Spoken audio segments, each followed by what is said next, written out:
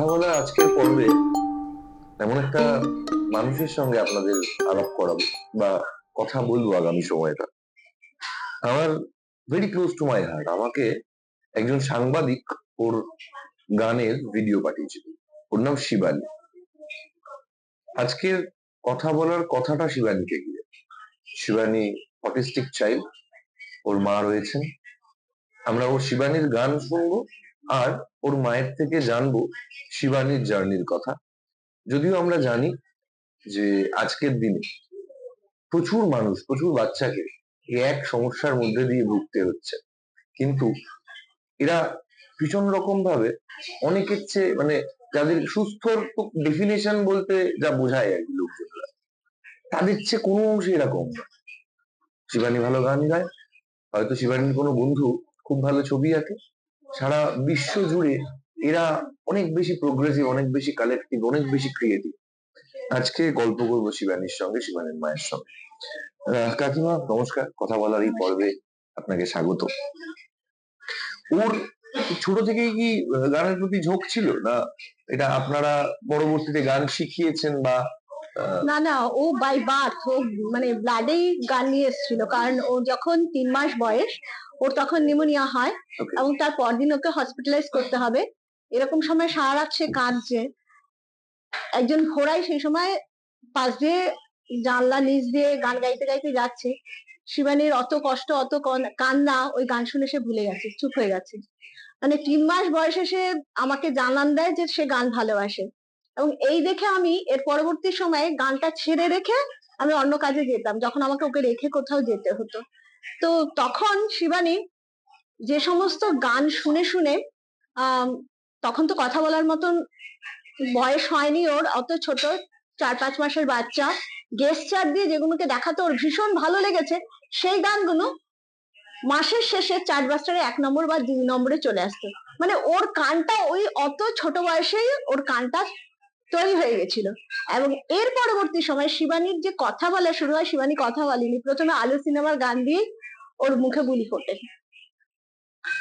অদ্ভুত। মানে কি বলি, কিছু কিছু সময় শব্দ ঠিক করে বোধহয় চয়ন করা যায় না এই ট্যালেন্ট গুলো যখন সামনে আসে। সত্যি আমরা অনেক কিছুই হয়তো জানি না, মানে বেসিক্যালি কিছুই জানি না। তো আমি শুনবো শিবানীর গান, নিশ্চিত করে আপনাদেরও শুনতে বলবো। আমাদের বেশ কয়েকটা লিংক দেওয়া থাকবে শিবানীর গানের, আপনারা ওর গান শুনুন। আপনার পাড়াতে যদি ওর মতন কেউ থাকে, তাকে সুযোগ দিন, ওকে সুযোগ দিন, ওর মতন মানুষগুলোকে সুযোগ দিন, যেন ওরা সামনে দাঁড়িয়ে লড়তে পারে। আমি ওর মানে যারা অটিস্টিক হয় এদের তো সেই অর্থে কোনো আপনি একটা মায়ের পার্সপেক্টিভ থেকে বলবেন, আমাদের তো ডাক্তারি মতামত আমরা ভিন্ন রকম পেতেই পারি, প্রচুর ডাক্তার বাবুরা প্রচুর গাইডেন্স দেন। আমি বলছি একজন মা যার সন্তান অটিস্টিক, তার জীবন কেমন?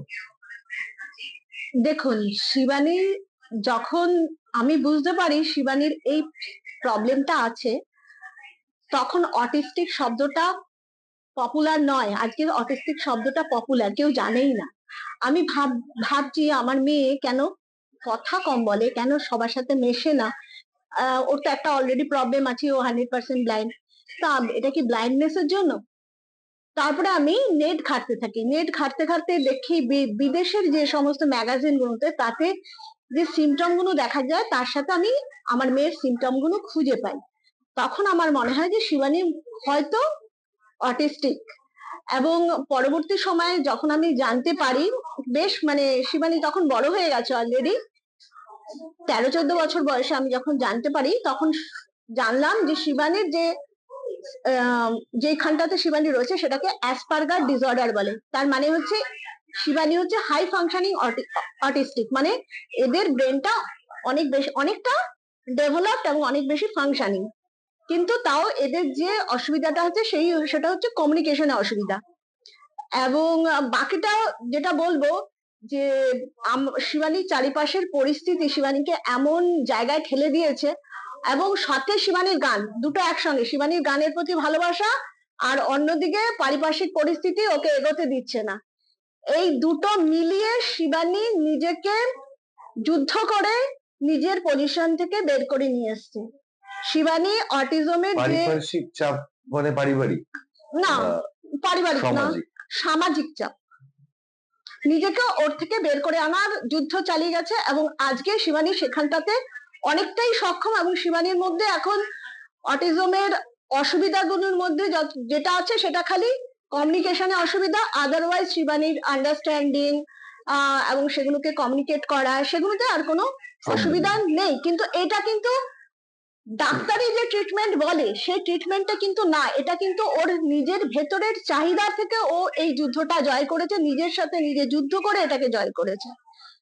বেশ, আপনারা তো মানে নিশ্চিত করে ডাক্তারের গাইডেন্স আছে না তাছাড়াও? একটু না, আচ্ছা, মানে ও কোনোদিন ডাক্তার দেখায়নি? না ও কোনো ও আমি যে বললাম ও কোনো ডাক্তারের গাইডেন্স পায়নি, আচ্ছা, ও মানে একদমই ডাক্তারের গাইডেন্স এটা কি পায়নি। এটা আপনারা পারিবারিক ভাবে কখনো কোনো ডাক্তার দেখাতে চাননি? অটিস্টিক যারা হয় তাদের তো প্রচুর চিকিৎসার ব্যবস্থা রয়েছে। না সেটা আজ থেকে এত বছর আগে কোথায় ছিল? আমি যে বললাম শব্দটাই কেউ জানতো না, শব্দটাই কেউ জানতো না। শিবানীকে যখন আমি ব্লাইন্ড স্কুলে ভর্তি করাই তখন ওকে বলতো, যেহেতু ও কারোর সাথে কথা বলতো না, চুপ করে থাকতো বা ওকে কিছু জিজ্ঞাসা করলে উত্তর দিত না, তখন তো ছোট না, তখনও তো এই যুদ্ধটাও শুরু হয়নি এবং ও এতটা ডেভেলপ করে আসেনি।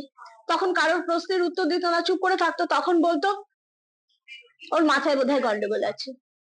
মানে তখন এই শব্দটা জানে না, কিছু জানে না, তখন তারা এইভাবে ওর সাথে বিহেভ করতো। আসলে আমরা এর আগেই একটা পর্ব করেছিলাম, সেখানে আমরা মানসিক স্বাস্থ্য নিয়ে একটা মানে পর্ব ছিল আমাদের।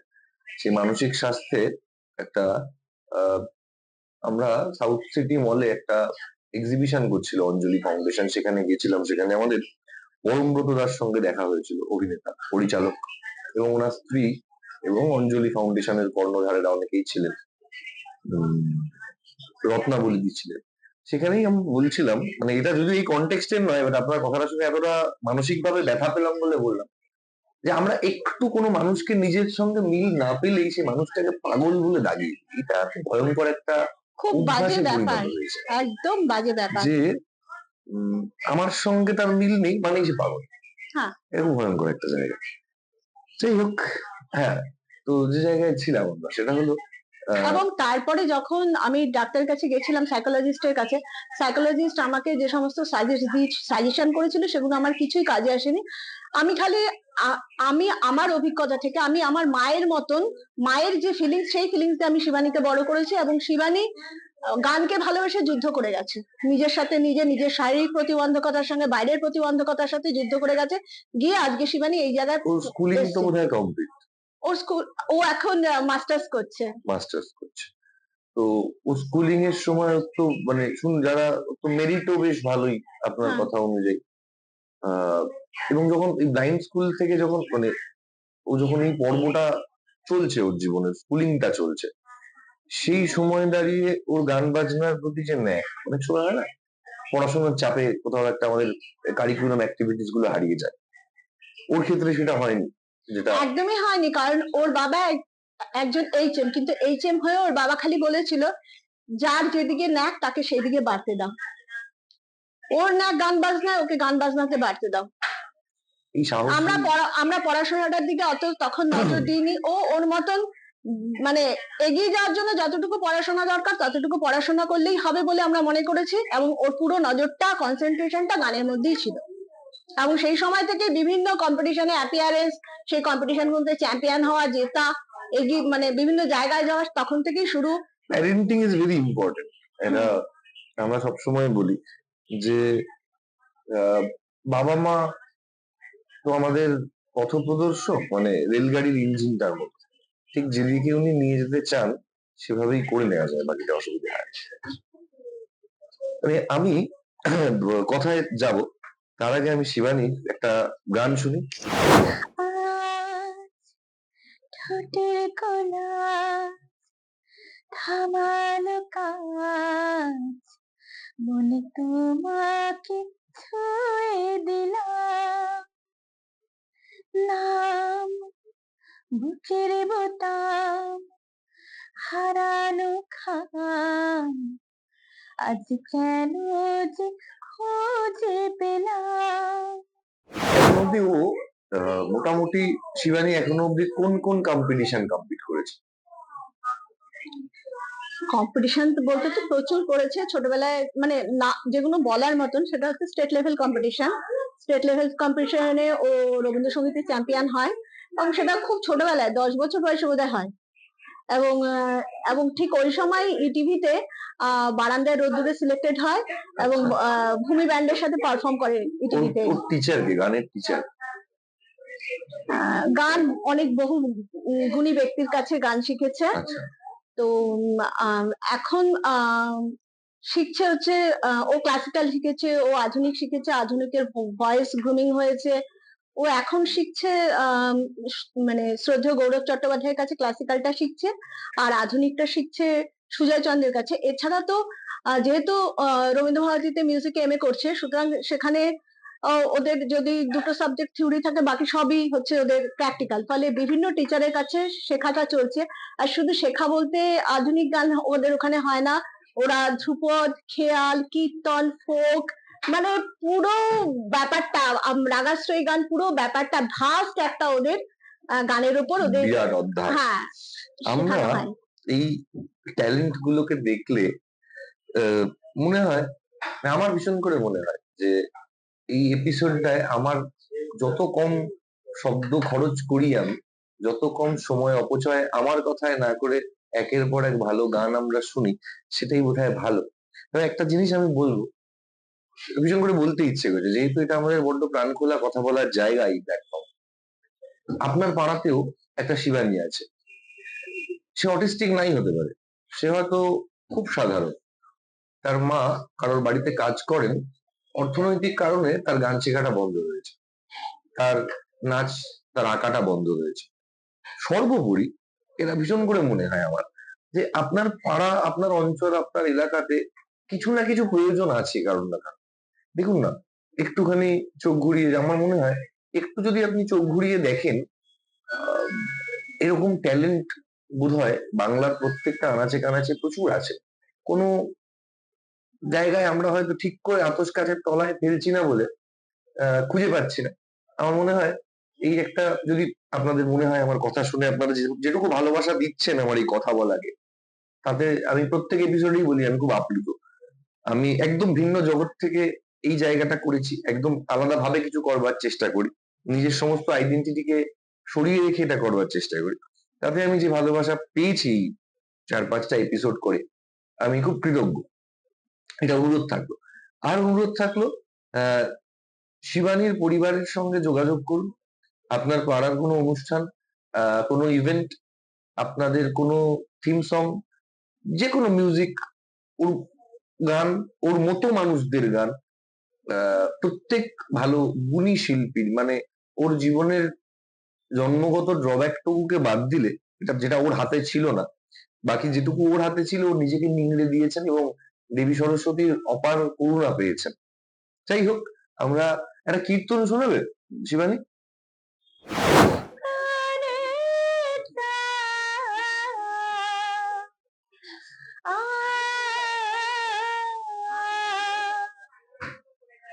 মনে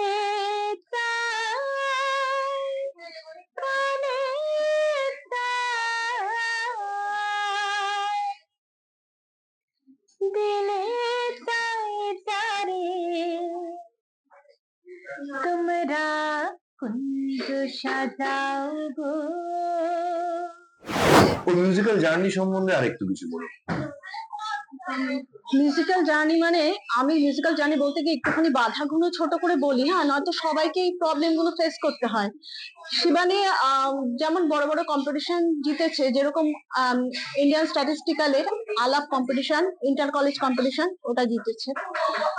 জামশেদপুর 13টা কান্ট্রি নিয়ে একটা কম্পিটিশন করেছিল, সবল অ্যাওয়ার্ডস, সেখানে শিবানী সবল অ্যাওয়ার্ডস এ 3rd পজিশন পেয়েছে 13টা কান্ট্রির মধ্যে। এছাড়া এতো বললাম স্টেট লেভেল পেয়েছে। এছাড়াও সারেগামা বলে, সারেগামা বলে একটি সংস্থা, সপ্তসুর বলে একটি সংস্থা ওয়েস্ট বেঙ্গল, ত্রিপুরা সব নিয়ে একটা করেছিল, সেটাতেও ও চ্যাম্পিয়ন হয়। এটা রিসেন্ট ঘটনা। কিন্তু এরকম ঘটনাও আছে, যখন আমি শিবানীকে নিয়ে গেছি তখন বলছে বাবা দেখো কত সাহস, এবং এটা ওপেনলি মাইকে বলছে। শুধু সাহস কি জন্য, মানে কোন অ্যাঙ্গেল? কত সাহস, মানে আমাদের সাথে কম্পিটিশন করতে এসছে, এরই এরই মানে বেসিক্যালি আর কি একটু ছোট চোখে দেখাচ্ছে। হ্যাঁ আর দ্বিতীয় আবার কি হয়েছে, কম্পিটিশনের আমি প্রত্যেকটা কম্পিটিশনে বলিনি আমার মেয়ে কিন্তু ডিসেবলড, আপনারা অ্যালাউ করবেন তো ডিসেবল পার্টিসিপেট, যদি করেন তবেই পার্টিসিপেট করবে। হ্যাঁ বলা হয়, এবং যেটা যখন শেষ হয়ে যায় না, তখন দেখা যাচ্ছে মানে ওরা ভেবেছিল হয়তো on the competition on the way ওকে বাদ দিয়ে দেবে, কিন্তু যেহেতু কোনো স্টেজেই বাদ দিতে পারলো না, লাস্টে গিয়ে কি করে ওকে একটা অনারেবল প্রাইজ দিয়ে ওকে কম্পিটিশনটা থেকে আলাদা করে দেয়। মানে এই যে কত দুঃখের চিন্তা করা যায় না, আমি নিজে দেখতে পাচ্ছি ওদের যে যারা করছে তাদের থেকে আমার মেয়ের ডিফারেন্সটা, গানের ডিফারেন্সটা অনেক বেশি, মানে কোনোভাবেই আমার মেয়েকে ওরা বিট করতে পারতো না।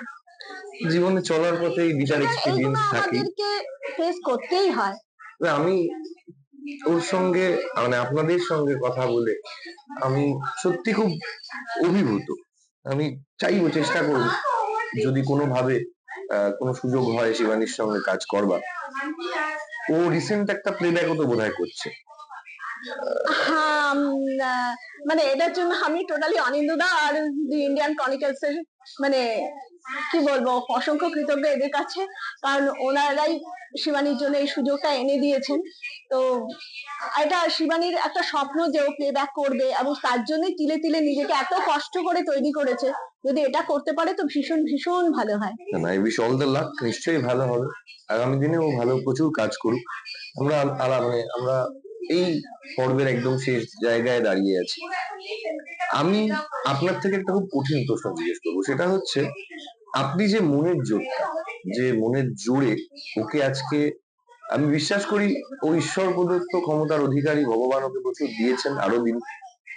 কিন্তু একটা মা হিসেবে আপনি যে লড়াইটা করেছেন, বা প্রত্যেক মা যে লড়াইটা করেন যারই বাড়িতে এরকম একটা অটিস্টিক বা যে কোনো ধরনের স্পেশাল এবিলিটি নিয়ে একটি বাচ্চা থাকে, তার মায়ের যে জার্নিটা হয়, আর অনেক ক্ষেত্রে অনেকে সাহস অবলম্বন করতে পারে। আপনার সাহসিকতাকে অনেকটা কুর্নিশ। আমরা একদম শেষ জায়গায় থাকবো। আমরা মনে হয় আমার যে উম, কি বলি, আমার এটা খুব ব্যক্তিগত একটা জিনিস, যেটা আমি সকলের কাছে অনুরোধ করবো যারা দেখছেন, যদি পারেন এই পর্বটা, আমি আমার কোনো পর্ব কাউকে শেয়ার করতে বলি, প্রথম এই পর্বটা আমি বলছি একটু শেয়ার করবেন। শেয়ার করবেন, আর দ্বিতীয় কোনো বিষয়ের জন্য নয়, শেয়ার করবেন শিবানীর গান যেন সবাই পায়। আর আমরা আমাদের কমেন্ট বক্সে অনেকগুলো গানের লিংক দিয়ে রাখলাম, যেগুলো শিবানীর গাওয়া, সেগুলো আপনারা একটু শুনবেন। ও যেন এনকারেজমেন্ট পায়, ও ইউটিউব চ্যানেলটাকে একটু শেয়ার করবেন, যেন আরেকটু মানুষের কাছে ওর গান মানে পৌঁছে দিতে পারি। আমরা আমরা একদম শেষ জায়গায় এসেছি। আমরা শিবানীর থেকে একটা রবীন্দ্রসঙ্গীত শুনে শেষ করি। একটা রবীন্দ্রসঙ্গীত হবে শিবানী?